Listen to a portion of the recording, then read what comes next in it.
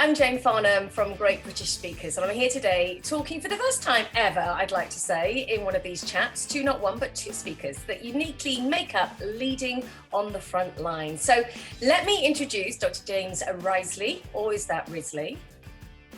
Go the latter, Risley. Risley, okay, and Christian Gleave, who started the consultancy, which is honed from an in-depth insight from A&E and the split-second critical decision-making of combat fighter jets.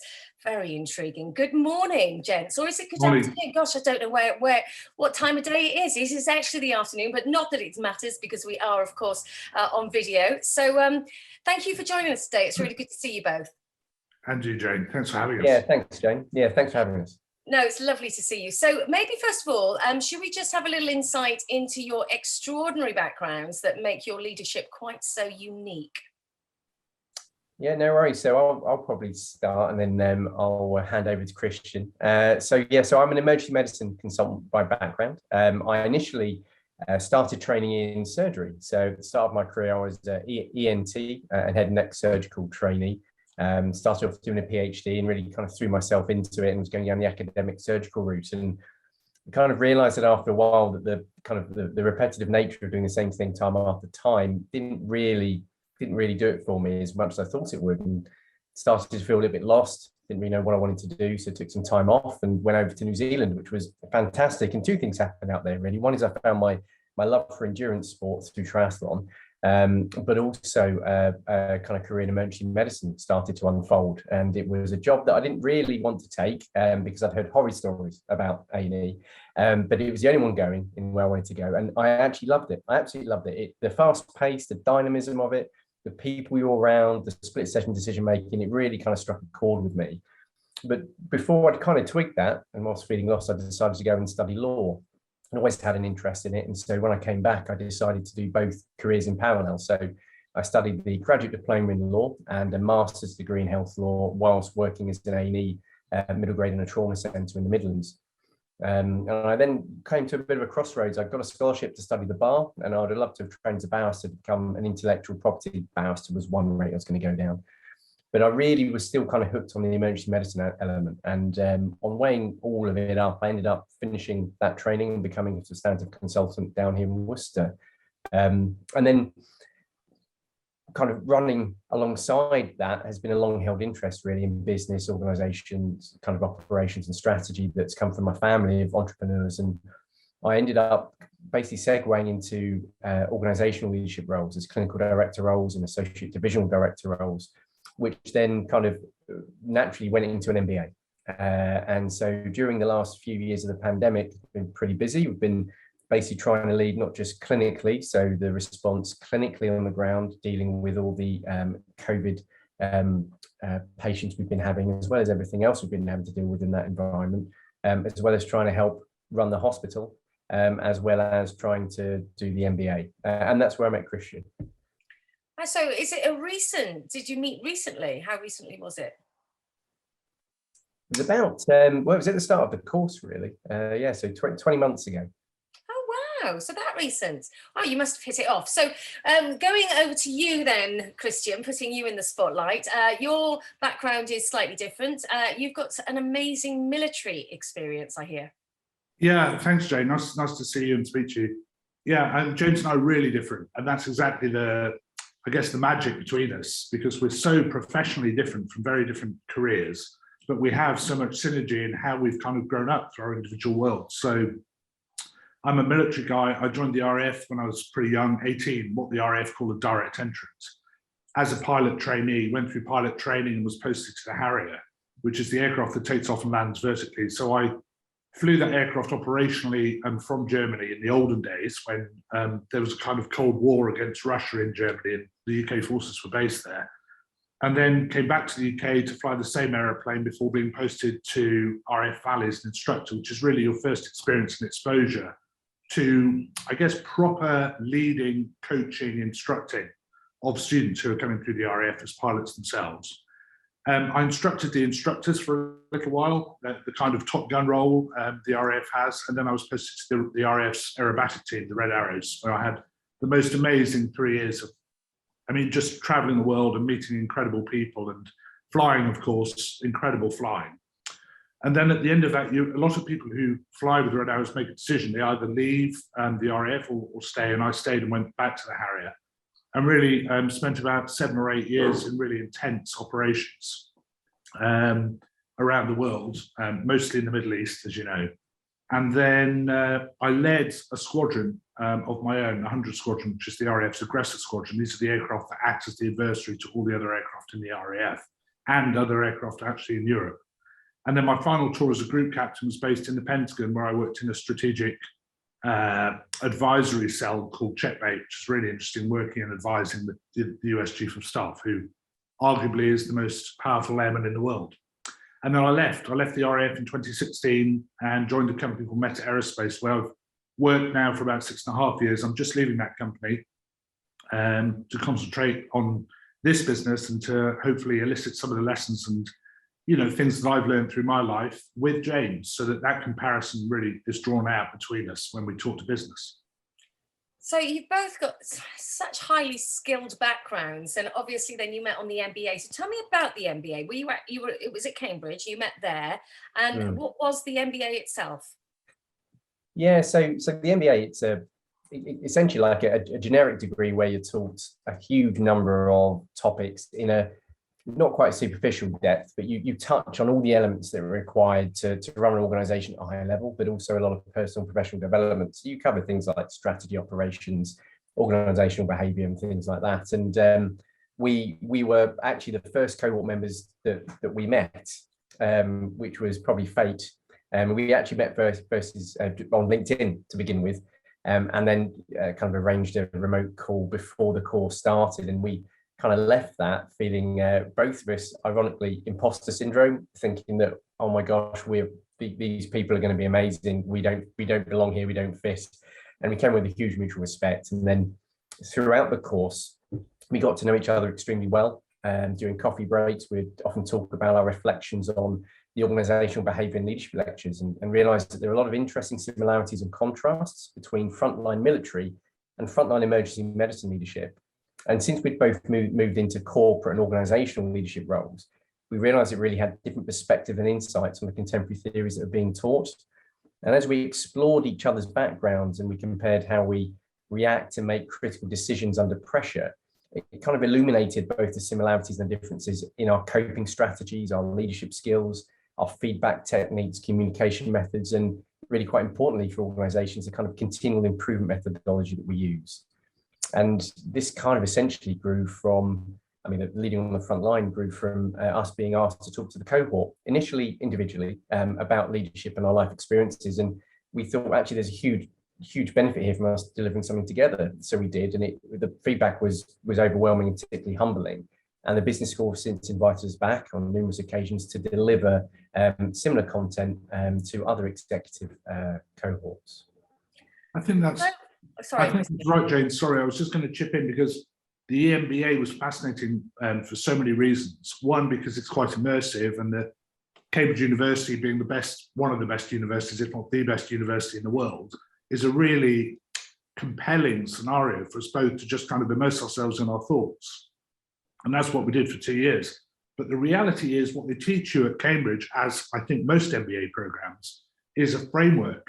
It's a kind of academic thought process around some of these big ethereal ideas. What James and I had as a privilege of our lives is real life experience. And I think what's very interesting is that sometimes in these lectures from professors who work day in, day out on their own ideas, they perhaps have been isolated from real life for a while. And they're so immersed at Cambridge, they haven't seen the reality. And so James and I wanted to bring that to life. We wanted to tell people exactly what's happening from our own worlds and use that as a comparison against the academic framework. And that's been of great interest, I think, to most people we've spoken to so far. It absolutely is. Just explain the crux of it for me. So you've termed perform, which is the key to unlocking peak performance during a crisis. Can you unravel that a little bit for me? Tell me a little bit more about that. Yeah, so James, kind of... I was going to say, shall I do PER and you do form? Yeah, go for it. I mean, the background here, James, very quickly is that when you're in real crisis and when you're under significantly stressful scenarios and acute pressure, which James and I have both experienced through our times, you know, in our respective careers, you need very often something to fall back on, a framework. We've just talked about that. And PERFORM became our framework. It's an acronym that most people can remember. So in many ways, the PER is easy. It's the preparation prior to a crisis, which unbelievably many businesses don't have. It's what effectively we call the execution phase. How do you perform during a crisis, both as a follower and a leader? And R is the recovery. So what do you do post the crisis, specifically around learning from what you've been through and how you can apply that in an iterative loop to perform better the next time it comes. So that's the PER. And then James, his background is very much around the form, which I'll let him tell you about. Yeah, so the form bit is, it's along the lines of kind of staying on top form, you know, from a kind of sporting analogy to a degree. How can you maintain, and I know a lot of people do this now, talking about health, well-being, resilience, but how can you enable a kind of a long-term approach based in reality of life so that when the proverbial hits the fan, you're on such a solid foundation that you can then respond and execute. And, you know, I think where the strength of me and Christian kind of come to is that we've led very kind of pragmatically driven lives, but also we've managed to be fair, achieve a reasonable amount outside it at the same time. You know, I do a lot of endurance events, kind of Ironman triathlons, ultra marathons, and what you find is building a framework of just not fitness, but health, mental, physical, actually then enables you to withstand the stress when it hits. And so the two linked together quite nicely, really. So where did the speaking start? Because obviously you've been working as consultants within business in the corporate world, having come from a very exciting career paths. When did you start doing this, you know, as a speaking engagement? I think we owe a lot of credit to us being together in business to a young lady on the MBA called Sarah Smith, who was organising around the COVID pandemic, the idea that the students themselves had a lot to offer each other. So we had a lot of time because we were working in a remote environment to talk to each other and get to know each other. And Sarah asked me to provide a presentation on my military leadership in crisis to the rest of the cohort. And that would have been fine. And I was preparing that presentation, and in the background and in parallel, James and I were talking. And the more I spoke to James, the more I recognized that, as he's already mentioned, there was a lot of synergy and a lot of subjects that resonate between each other. And I thought, actually, just from an academic perspective, it would be far more interesting and a differentiator if you had two people on stage, because many presenters are talking about leadership right now. Many presenters are coming from military or medical backgrounds, but very few are comparing. And I think, you know, for us, the comparison is very interesting. And all the feedback we've had so far is, yeah, you know, it gives us something additional to think about. Sometimes what you're telling us isn't always what we should apply because we've got a different perspective from James and vice versa. So that's really how it's come about. Well, it sounds like you're on the right path, definitely, doesn't it? I mean, it sounds like you're going down a storm already. As far as more immersive sessions are concerned, do you offer anything like that in terms of coaching and etc.? Yeah. So whilst our kind of keynote speaking is focused on the learnings and reflections from the specific crisis and traumatic situations we've both spent our lives dealing with, we also work with organisations to unpick what their current issues are. I mean, often a company will know what its issues are. However, we're able to perform deep dives. You know, if the company is not performing, we can come in.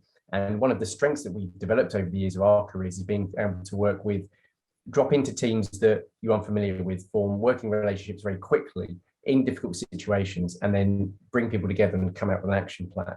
So that's another element of what we're able to do. And then based on all of that, we can then deliver bespoke workshops that are tailored to the current pain point of organizations based on the underlying principles of PERFORM. And the other thing that we're really passionate about is working with individuals. So we've both coached and mentored kind of trainees throughout our time, as well as senior colleagues throughout our careers. And we've extended that into executive coaching, working with individuals to extract the best from themselves and others. So what gives you the biggest buzz about speaking? And also, we're asked a lot about takeaways, what an audience takes away from listening to a talk. So what are your key takeaways and what gives you the biggest buzz? Maybe you could, one of you answer each of those questions. I'll go first, James, because I'll answer the easy part of Jane's question. I'll leave you the difficult part. But in terms of giving us a buzz, Jane, the reality is when you've instructed or taught or been in charge or led at any stage, there's something immensely rewarding about giving to other people and recognizing their progress and not your own. So really adopting a very selfless approach. And I don't think James and I ever set out this speaking business to do it for ourselves. It was only actually to present information to other people in order to better prepare them for a crisis. Now, what's happened, interestingly, is that with time and experience, we're recognizing that we're learning from the audience as well. The way we present is not necessarily just a broadcast. People don't sit in the audience and listen to us. They do for a while because we've each got very interesting tales, which aren't interestingly about necessarily success. Some of our tales are more importantly about our failures and what we can learn from them. But we then open up the floor to the audience, and the audience are very engaged, and we're very open to ideas. And therefore it becomes a kind of bilateral, coordinated, coherent discussion around some of these really broad issues that there are no bespoke, definite answers. They're just things that people like to talk about. So yeah, even leaving an audience like that, with some questions for them to go home and think about, I find really, really interesting and massively challenging for everybody. So do you think getting people thinking is one of the takeaways, James? Yeah, and I think that's one of the things, that we're not here to teach anybody leadership or anything like that. We don't feel you can really teach that. It's something you can certainly develop 100%, but you can't come on a course and come out a leader, for instance. But what you can do is have an idea as to frameworks and ways of managing yourself and others in the moment, especially the emotional response that hits us all. And I guess, we talk about key takeaways. Now, to both of us, would probably say one of the key learnings is time. And we talk about a couple of things. One is a time budget and the kind of time paradox. So say, for instance, I'm at work and the crash bell goes and someone's having a cardiac arrest up in resus. I'll walk there. I'll let everyone else run. But I know my job when I get there is to run it and lead it. So I need to make sure that I am not out of breath or haven't got my heart rate up. You take your own pulse. You put your finger on your pulse, you breathe, you take a bit of time, because you've always got more than you think, but it goes quicker than you know. Right? That's the one thing with this kind of time paradox that we talked about, and the time budget thing of, with all these situations, when you're there, you have to have an anchor on time because it goes so quickly that you can lose situational awareness. And Christian talks about sitting on your hands. So, when you're in the cockpit and you're under fire and, everything is kicking off around you and your body is primed to react, because even though we can be in these stressful situations and feel mentally in control, our bodies are screaming out constantly. Your adrenaline is surging, your cortisol is up, your heart rate's up, your blood pressure's up. And the key is to recognize that, embrace it, know it's normal, and then take that little bit of a breath, because you always have a bit of time. Well, I think we'll finish there. I think it was lovely words to finish on. And if you would like to find out more about what James and Christian do, their experiences, their skill set, and how they can help you in your business, then all you need to do is contact myself or Steve at Great British Speakers on 01753 439 289, or you can email bookings@greatbritishtalent.com. But gents, thank you so much. It's been an absolute pleasure meeting you and chatting to you today and finding out more about you. Thanks, Jane. Thank you, Jane.